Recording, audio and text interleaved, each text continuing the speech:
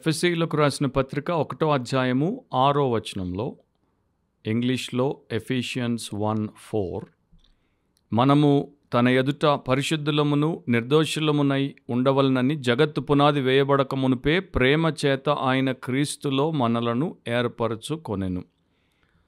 చాలా సంవత్సరాల క్రితం 19th సెంచరీలో ఒక ఇండస్ట్రియలిస్ట్, బాగా ధనమున్నటువంటి వ్యాపారవేత్త మార్క్ ట్వెయిన్ అనేటువంటి ఒక సెటైరిస్ట్తో ఒక మాట చెప్పాడు. నాకు ఎప్పటి నుండో ఒక కోరిక ఉంది. ఆ కోరిక ఏంటంటే, నేను హోలీ ల్యాండ్కి వెళ్ళి అక్కడ మౌంట్ సైనాయి అంటే పరిశుద్ధ భూమి, ఇస్రాయెల్ దేశానికి వెళ్ళి మౌంట్ సైనాయి అంటే సీనాయి కొండ పైకి ఎక్కి గట్టిగా 10 ఆజ్ఞలను చదవాలని. సో మార్క్ ట్వెయిన్ సెటైరిస్ట్, వ్యంగ్యకర్త, గొప్ప రచయిత, అవిశ్వాసి. ఆయన అన్నాడు, అంత కష్టపడి, అంత ఖర్చు పెట్టి, అంత దూరం పోయి, అంత భారం భరించి, కొండెక్కి 10 ఆజ్ఞలు గట్టిగా మీరు పలకడం కన్నా మీ ఇంట్లో ఉండి మీరు వాటిని పాటిస్తే సరిపోలా అన్నాడు. సో మార్క్ ట్వెయిన్కి విట్ ఎక్కువ, అంటే ఆయనకి వ్యంగ్యం ఎక్కువ. కానీ చాలాసార్లు వ్యంగ్యము ద్వారా వాస్తవ విషయాలు బయటికి చెప్పేవాడు. అట్లాగే ఈ రోజున అది నేను మీకు చెప్తున్నప్పుడు నాకు కూడా జ్ఞాపకం వచ్చింది. నేను కూడా గతంలో కొన్నిసార్లు ఇస్రాయెల్కి వెళ్ళినప్పుడు అక్కడ ఉన్నటువంటి పరిస్థితుల్ని గమనించినప్పుడు, అక్కడికి వచ్చేటువంటి సోకాల్డ్ క్రైస్తవులు ప్రపంచ దేశాల్లో నుండి అన్ని వైపుల నుండి వస్తారు, వేల మంది వస్తారు, లక్షల్లో వస్తారు. కనుక వారిని చూసినప్పుడు, కొందరిని గమనించినప్పుడు హోలీ లార్డ్తో వారికి సంబంధం లేదు, కానీ వారికి హోలీ ల్యాండ్ అంటే విపరీతమైనటువంటి మోజు. పర్సనల్ రిక్రియేషన్ కొరకు, పర్సనల్ ఎంజాయ్మెంట్ కొరకు అక్కడికి వచ్చినట్టుగానే కనబడుతున్నారు. కానీ అంటే పరిశుద్ధమైనటువంటి దేవుడితో వారికి సంబంధం లేదు. పరిశుద్ధ భూమికి వచ్చి మేమేదో తరించిపోతాం, మేమేదో గొప్ప విషయాన్ని ప్రాప్తింపజేసుకుంటామని వారు అనుకుంటున్నారు. కానీ అక్కడ వారు చేసేటువంటి పనులు చాలా దారుణంగా కూడా కనిపించాయి. సో మనకి పరిశుద్ధుడైనటువంటి ప్రభుతో సంబంధం ఉండడం, పరిశుద్ధుడైనటువంటి ప్రభు యొక్క సంకల్పములో బ్రతకడం, అది ముఖ్యం. అది దేవుడి వాక్యం మనకు నేర్పిస్తోంది. దాన్ని మనం వదిలేసి మనకిష్టం వచ్చినట్టు మనం బ్రతికి దేవుడి బిడ్డలము, దేవుడి సంబంధులము, పరలోకవాసులము, నిత్య జీవార్థమై సిద్ధపరచబడుతున్న వారం అనుకుంటే మనల్ని మనం మోసపుచ్చుకున్నట్టే అవుతుంది. ఎఫెసీ 1:6 వచనంలో మనం ఏం చదివాం? మనము తన ఎదుట పరిశుద్ధులమును నిర్దోషులమునై ఉండవలనని జగత్తు పునాది వేయబడక మునిపే ప్రేమ చేత ఆయన క్రీస్తులో మనలను ఏర్పరచుకొనెను. సో చాలా విషయాలు అక్కడ రాయబడ్డాయి. దానికి సంబంధించినటువంటి ఇంకొక వచనం కొలస్సీలకు రాసినప్పుడు 1వ అధ్యాయం 22వ వచనంలో అపోస్తలుడైన పౌలు రాశాడు, తన సన్నిధిని పరిశుద్ధులుగాను నిర్దోషులుగాను నిరపరాధులుగాను నిలువబెట్టుటకు ఆయన మాంసయుక్తమైన దేహమందు మరణము వలన ఇప్పుడు మిమ్మును సమాధానపరిచెను. సో మనకి దేవుడి యొక్క ఎలక్షన్ అంటే, దేవుడు భూమి ఆకాశములకు పునాది వేయక మునిపే ఎట్లా, జగత్తు పునాది వేయక మునిపే ఎట్లా క్రీస్తులో ప్రేమ చేత మనలను ఏర్పరచుకున్నాడు అనేది ఒకటి చెప్తున్నాడు. మనము ఈ లోకంలోనికి వచ్చినప్పుడు, పాపములో జన్మించి పాపముతో జీవిస్తున్నప్పుడు మనల్ని ఆ ఏర్పాటులోనికి తీసుకురావడానికి దేవుడు తన కుమారుడైనటువంటి యేసుక్రీస్తు ద్వారా ఎంత గొప్ప విమోచన కార్యము చేశాడో అది కొలస్సీ పత్రిక 1లో చెప్పాడు. దేవుడి సన్నిధిలో పరిశుద్ధులుగా, నిర్దోషులుగా, నిరపరాధులుగా మనల్ని నిలబెట్టడానికి యేసుప్రభు మాంసయుక్తమైన అంటే రక్తమాంసములు కలిగిన దేహమును ధరించి, దాంట్లో ఆయన శిక్ష అనుభవించి, శిలువ మీద మరణమును పొంది, సమాచేయబడి తిరిగి లేచుట ద్వారా దేవుడిని మానవుడిని సమాధానపరిచాడు. సో ఇది ఒక గంభీరమైనటువంటి విషయం. దేవుడు నిన్ను పరిశుద్ధపరిచి తన ఎదుట నిలువబెట్టుట కొరకు ఇంత గొప్ప వెల చెల్లించాడు. తన ఎదుట అనేటువంటి ఆ పదాలు తెలుగులో, ఇంగ్లీష్లో బిఫోర్ హిమ్ అనేటువంటి పదాల గురించి ఒక బైబిల్ స్కాలర్ ఇట్లా చక్కగా చెప్తాడు. ఆయన అంటాడు, బిఫోర్ హిమ్, ఆయన ఎదుట, తన ఎదుట అంటే ఆయన ఎదుట, వెంటనే ఆయన యొక్క అంటే ఇంకొక కొంత దూరంలో, కొన్ని అడుగుల దూరంలో ఆయన ఉన్నాడు.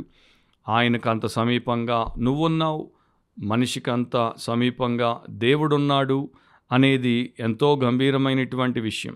అండ్ ఈ సంబంధం ఎట్లా ఉంటుందంటే, ఒక రాజుగారి యొక్క కోటలో, రాజుగారి యొక్క మహల్లో, రాజుగారి యొక్క సింహాసనం ఎదుట ఆయనతో సత్సంబంధం కలిగినటువంటి ఒక వ్యక్తి అనుభవించేటువంటి అనుబంధం అది. తండ్రి ఎదుట పిల్లలు అనుభవించేటువంటి అనుభవం అది. పెళ్లి కుమారుడి ఎదుట పెళ్లి కుమార్తె అంత సమీపంగా ఉంటారు కదా, ఆ యొక్క అనుభవం అది. ఒక మందిరంలో యాజకుడి ఎదుట ఒక బలిని అర్పించడానికి వచ్చినటువంటి విశ్వాసి, లేకపోతే దేవుని యొక్క ప్రజ అనుభవం అది, అండ్ దేవుని సేవకుల అనుభవం అది. లేకపోతే ఒక కోర్టులో న్యాయపు తీర్పు తీర్చడానికి కూర్చున్న జడ్జి ఎదుట న్యాయం కొరకు అడుగుతున్నటువంటి వ్యక్తి అనుభవం అది. అట్లాంటి స్థితిలో దేవుడు మనల్ని పెట్టాడు. ఎందుకు పెట్టాడంటే ఈ ఎలక్షన్, ఎందుకు మనల్ని ఎలక్ట్ చేశాడు, ఎందుకు మనల్ని క్రీస్తులో ప్రేమ చేత జగత్తు పునాది వేయబడక మునిపే ఎందుకు ఎన్నుకున్నాడంటే రక్షణ కొరకు, సాల్వేషన్ కొరకు. అక్కడితో ఆపేయలేదు. రక్షణ తర్వాత శాంక్టిఫికేషన్, పరిశుద్ధపరచుట కొరకు. సో పాపము నుండి మనల్ని వేరు చేసి రక్షించి పరిశుద్ధపరిచి, పరిశుద్ధత నుండి ఇంకా పై స్థాయికి క్రీస్తు పోలికలోనికి రూపాంతరపరచుటకు ఆయన మన కొరకు ఇదంతా చేశాడు. అందుకే ఎఫెసీ పత్రికలోనే 5వ అధ్యాయంలో 25వ వచనం 2వ భాగం నుండి 27వ వచనం వరకు ఇట్లా రాయబడింది. అటువలే క్రీస్తు కూడా సంఘమును ప్రేమించి అది కలంకమైనను ముడత అయినను అట్టిది మరి ఏదైనను లేక పరిశుద్ధమైనదిగాను నిర్దోషమైనదిగాను మహిమగల సంఘముగాను ఆయన తన ఎదుట, మళ్ళా అవే మాటలు చూడండి, దానిని నిలవబెట్టుకునవలనని వాక్యముతో ఉదక స్నానము చేత దానిని పవిత్రపరిచి పరిశుద్ధపరచుటకై దాని కొరకు తన్ను తాను అప్పగించుకొని. సో ఆయన మొదట దాని కొరకు తాను బలియాగమయ్యాడు. తన పవిత్ర రక్తముతో కడిగి దాన్ని శుద్ధి చేయడానికి ఆయన పూనుకున్నాడు. తర్వాత తన వాక్యపు ఉదకం, అంటే వాక్యము ఒక నీటితో పోల్చబడింది, దాంతో వారిని కడిగి పరిశుద్ధపరిచి వారిని అట్లా మహిమగల సంఘముగా, నిర్దోషమైన సంఘముగా నిలబెట్టడానికి. రోమీలకు రాసినప్పుడు 8వ అధ్యాయం 29వ వచనంలో ఇట్లా ఉంది, ఎందుకనగా తన కుమారుడు అనేక సహోదరులలో జ్యేష్ఠుడగునట్లు దేవుడు ఎవరిని ముందు ఎరిగెనో, అది అండర్లైన్ చేయండి, వారు తన కుమారునితో సారూప్యము గలవారవుటకు వారిని ముందుగా నిర్ణయించాను. మళ్ళా ఎలక్షన్. సో ఇక్కడ దేవుడి యొక్క వాక్యము మనకి చాలా స్పష్టంగా చెప్తోంది, ఇప్పటిదాకా నీవింకా పాపిగా ఉంటే ఈ సత్యము ద్వారా నీవు విమోచించబడాలి, నీవు రక్షించబడాలి, నీవు పరిశుద్ధపరచబడి రూపాంతరపు అనుభవంలోనికి రావాలి.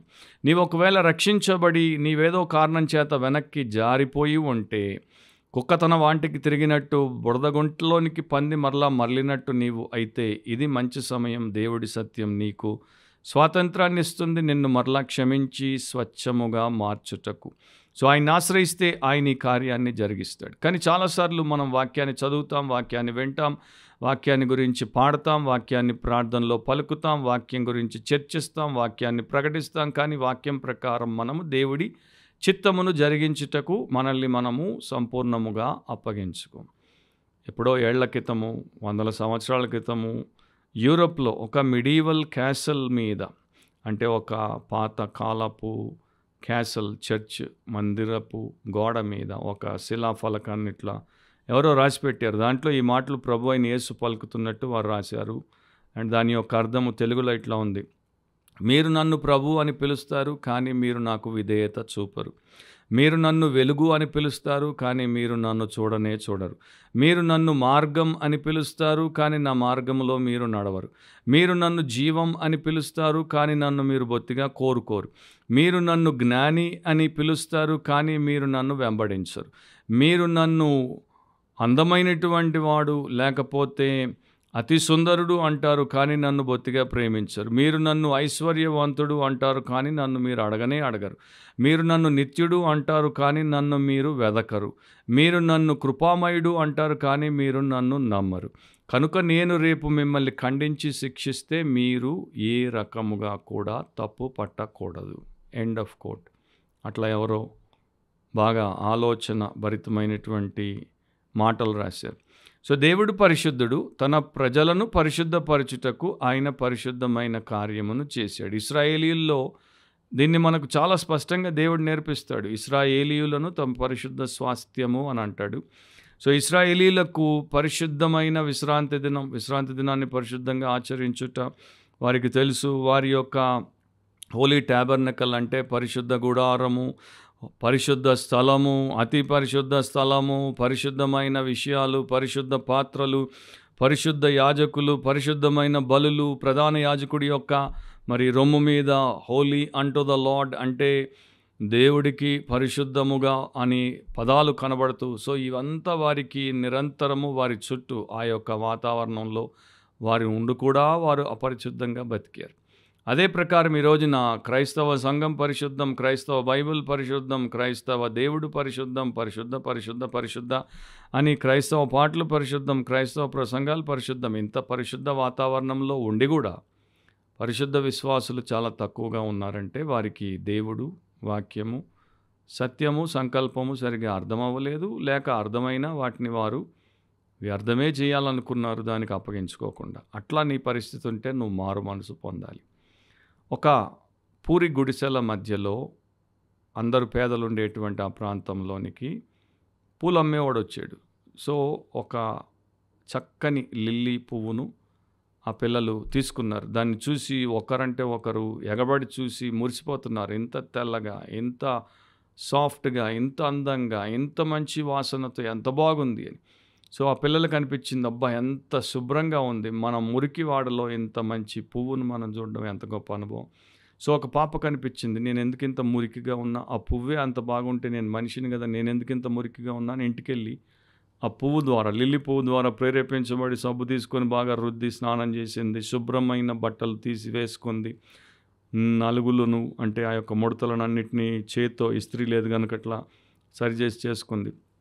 సో ఆ యొక్క ఆర్టికల్లో ఏమంటారంటే, ఒక మురికివాడలో బతికేటువంటి ఒక చిన్న పాపకి ఒక లిల్లీ పువ్వు అట్లాంటి ప్రేరేపణనిచ్చి శుభ్రతలోనికి నడిపిస్తే, ఈ పరిశుద్ధ దేవుడు పరిశుద్ధ పరిశుద్ధ పరిశుద్ధ అని పరిశుద్ధ దూతల చేత అహర్నిశలు పొగడబడే ఈ పరిశుద్ధ దేవుడు నీకు ప్రియరక్షకుడు అయినప్పుడు, నీ పరిశుద్ధమైన పరలోకమందున్న తండ్రి అయినప్పుడు నీకెట్లా ప్రేరేపణ కలగట్లేదు?